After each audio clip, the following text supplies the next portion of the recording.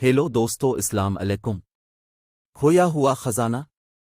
زمانے کی بات ہے، ایک دور کے دوران ایک چھوٹے سے گاؤں میں رہنے والا لڑکا تھا جس کا نام علی تھا۔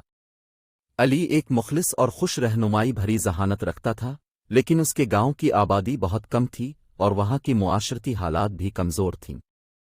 ایک دن علی نے ایک کھلے میدان میں گھاس کا گچھا دیکھا جس کے نیچے ایک دھاتی کٹری پڑی تھی۔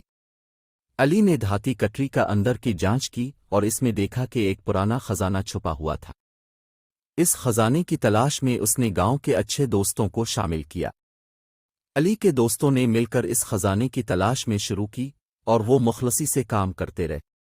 دنوں راتوں کی محنت کے بعد وہ آخرکار خزانے کے قریب پہنچے، لیکن دھاتی کٹری کی چابی نہیں تھی جو خزانے کو کھولنے کے لیے ضروری تھی۔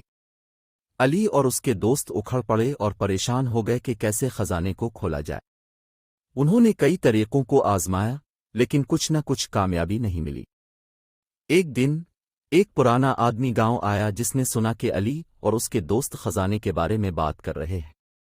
وہ آدمی ان کے پاس آیا اور دھاتی کٹری کی چابی کو دیکھ کر مسکرا دیا۔ وہ آدمی بتایا کہ دھاتی کٹری کی چابی کے بغیر خزانہ کھولا نہیں جا سکتا تھا، مگر خزانے کی حقیقت یہ ہے کہ خزانے کو کھولنے کے لیے ایک چابی کی بجائے 2 چابیوں کی ضرورت ہوتی۔ علی اور اس کے دوستوں نے دوسری چابی بھی تلاش کی اور خزانے کو کھول کر ایک بڑا خوشی کا لمبا سفر شروع کیا۔ انہوں نے گاؤں کی ترقی کے لیے خزانے کا استعمال کیا اور ان کی محنت اور مخلصی نے گاؤں کو ترقی کی راہوں پر اگا دیا۔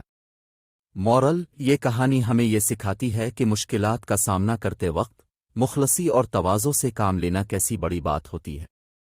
ہمیں امید اور محنت کے ساتھ کام کرتے رہنا چاہیے تاکہ ہم اپنے مقاصد تک پہنچ سکیں۔